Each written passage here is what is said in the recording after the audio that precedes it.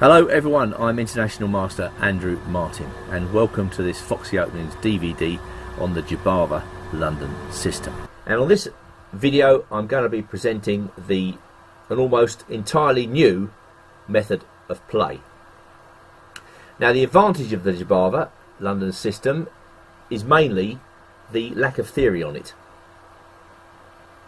Opponents can't go to the books and pull out some antidote because they simply don't exist. Players of the calibre of Magnus Carlsen have been using this system to good effect in recent years. And we're going to start with an inspiring Magnus Carlsen game. This game was played in June 2020. Incidentally, all the games on this video are going to be from 2020, so you can guarantee you're going to be presented with the latest information.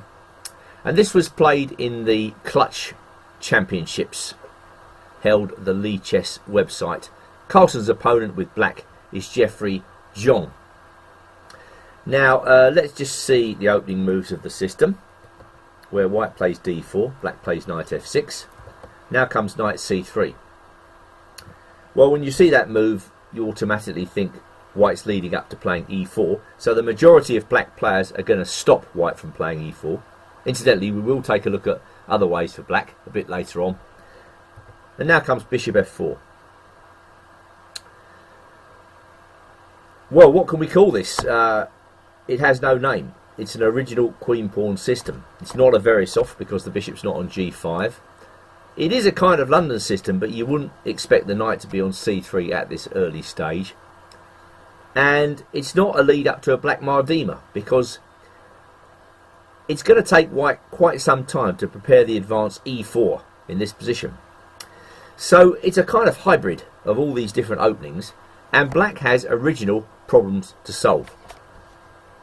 Now let's just go through this game as an inspiring example. And black decided to play e6. That's one of the mainline moves, very common. And black's thinking about playing c5 and getting a kind of French position, which looks as though it should be quite reasonable for him. Anyway, Carlsen played e3. An audacious alternative here is knight to b5. I mean, that looks ridiculous, doesn't it? It looks like a duffer's move, as Tarrasch would describe it. But there's a sound positional basis behind it, and that is that black has got to protect c7 somehow, and the only reasonable way to do it, without giving up the bishop pair, is to play knight a6. And after that, the knight on a6 is on a very bad circuit. So whilst white loses time here after c6, well, the knight's got to go back to c3. The knight on a6 is very badly placed, and yes, black has gained a move, but is it the type of move he wants to gain?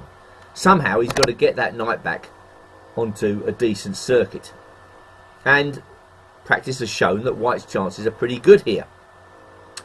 Anyway, going back to our featured game, Carlsen obviously doesn't like that and prefers to play e3.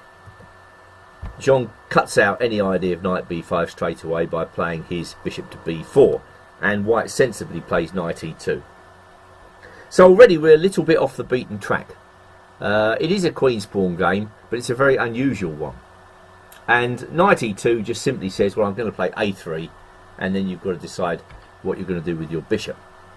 Anyway, black castled. White did indeed play a3, and Zhong dropped back with the bishop to e7. He's certainly thinking about moves like c5 quite quickly, and then knight c6, queen b6, getting a kind of French defence position. Now Carlsen's next move is extraordinary, and you'd never be able to guess it. He played knight g1, undevelopment. It looks ridiculous, but the knight on e2 was gumming up the works for white, so white simply gets it to a better square.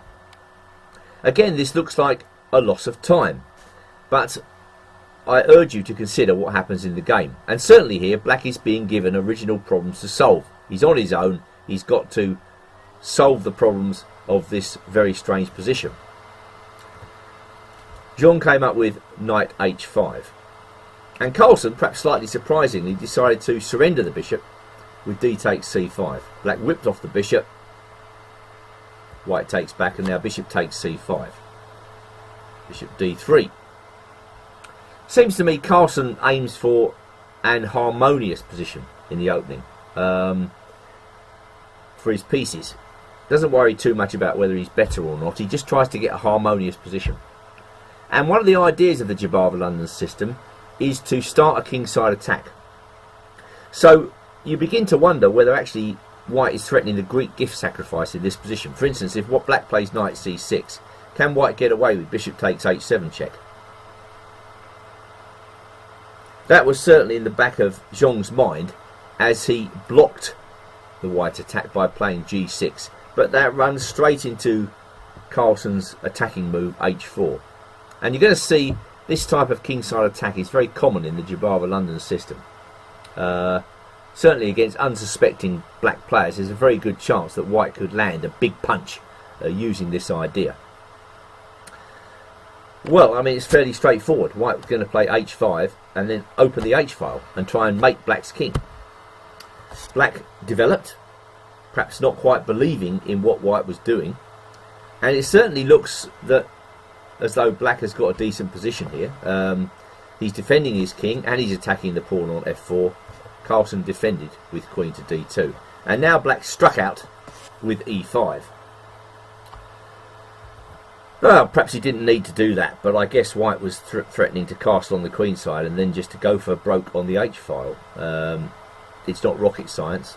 So black decides to break that up by sacrificing a pawn. Does it work? We will see. Carlsen takes the pawn. Black attacks the knight, and white defends his knight. So for the time being, white has been talked out of the immediate opening of the h-file, and now black even gets to regain his pawn by taking on f4. But castle's on the queen side. It seems that white can get a vicious attack here without his dark square bishop, which is quite unusual. Of course, the dark square bishop for black is on c5 rather than g7, and this, as we're going to see in the upcoming play, makes a big difference. Well, Carlsen wastes no time opening up the king, and now the knight comes into g5. He knows he can't hang around because black's counter-attack is also quite strong. Bishop f5 was played, and now in came the knight to h7. Very direct play by Magnus Carlsen. Rook fd8, Zhong saves his rook, but now knight check, king f8, rook h8 check, and the finish is not difficult to work out. Rook h7 check, king f8, and now Carlsen swings his rook across to h1. And black had nothing better than to resign because, well, white's threatening checkmate in two moves, starting with rook h8 check. So that was a quick win for Magnus Carlsen against a very strong opponent, and a good example of the kingside attack, the swift kingside attack that white can bring to bear using this very unusual opening system. Okay, well, after that Carlsen epic to begin with, let me show you a second game where I can truthfully demonstrate